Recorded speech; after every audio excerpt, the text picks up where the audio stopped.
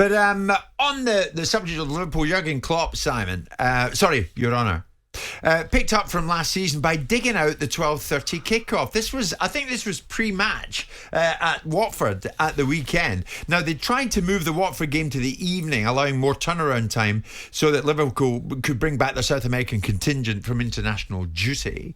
That didn't happen, and Jurgen had something to say about that. Yes, I don't like it 12:30, and I don't think after the national break there should be a kickoff time from 12:30 because the players come from all over the world. But we will not change that. That doesn't mean we cannot mention it that it's wrong.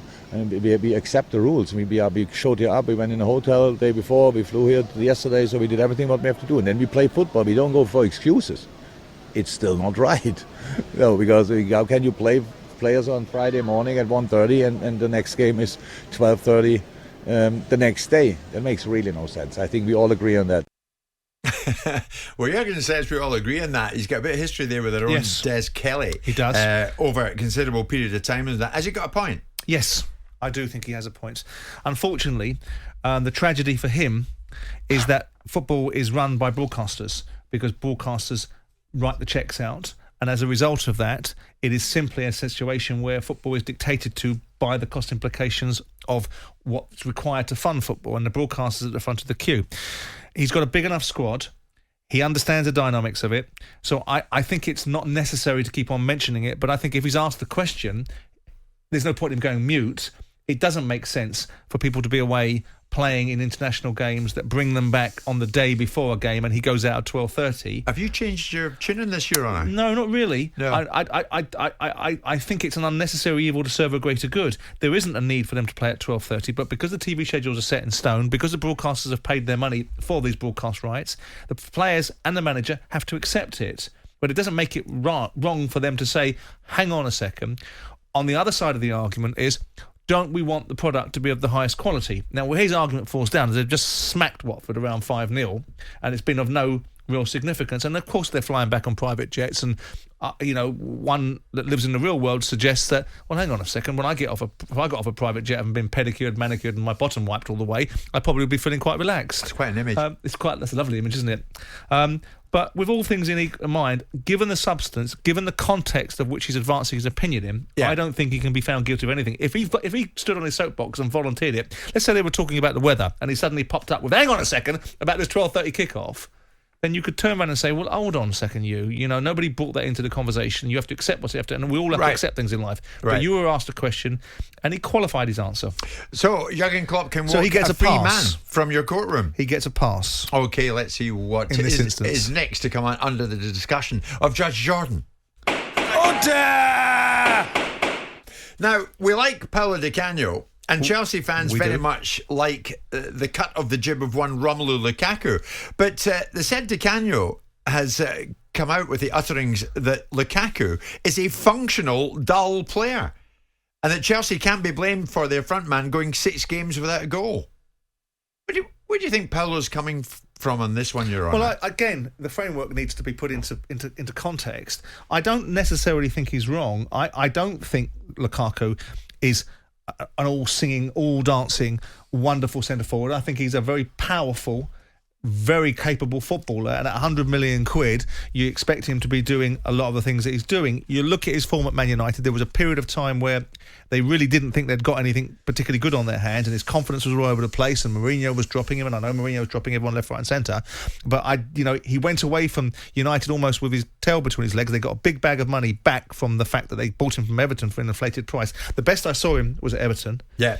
So I don't necessarily disagree with Di Canio. I think to say he's functional is probably over-egging the pudding a little bit.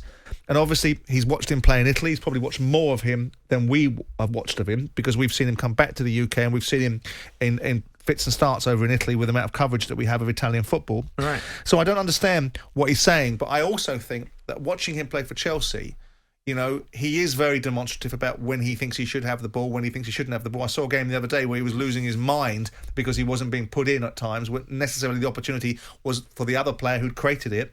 So I find myself sort of disappearing into Martin Keown territory where I've got so many splinters up my backside that I don't know whether I'm Arthur or Martha. Right?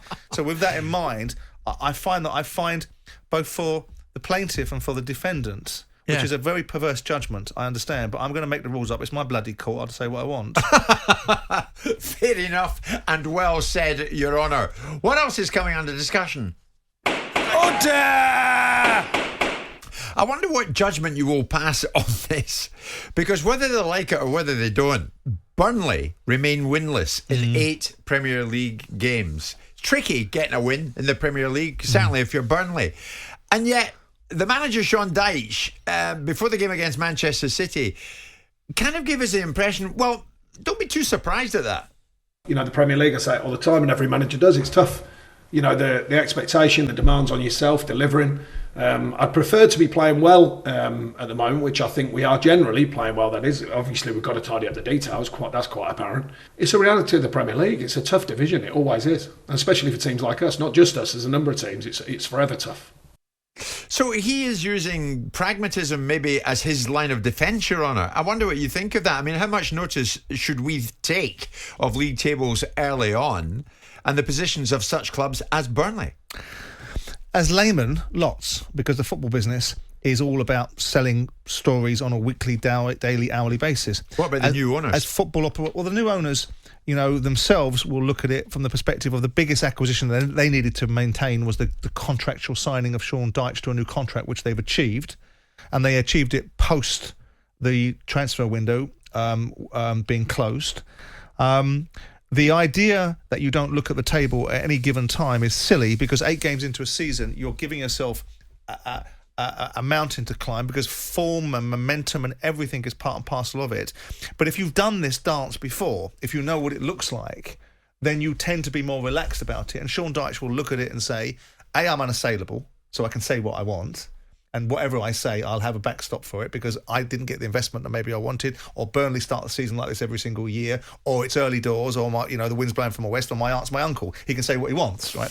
But in the reality of how much notice you take of it, well, you take plenty of notice of the form. If you've gone 8 games without a win, it's not the ideal start. Whether you're Burnley, amongst those games, you've played teams that might be sitting at 5th in the league, but teams arguably you would think you could beat, which are Brighton at home at the beginning of the season. To be winless after 8 games isn't something you aspire for. You might be able to excuse it. So with the best will in the world, whilst it tends to be laymen that look at the table more forensically than the football operators most of the time living in Narnia anyway. So with the real wisdom of 8 games into a season making it difficult for yourself, I think Sean is getting away with one there. And I think you should be concerned if your team is playing well and not winning games. What's going to happen when it starts playing badly then? You're going to start winning games. Yeah.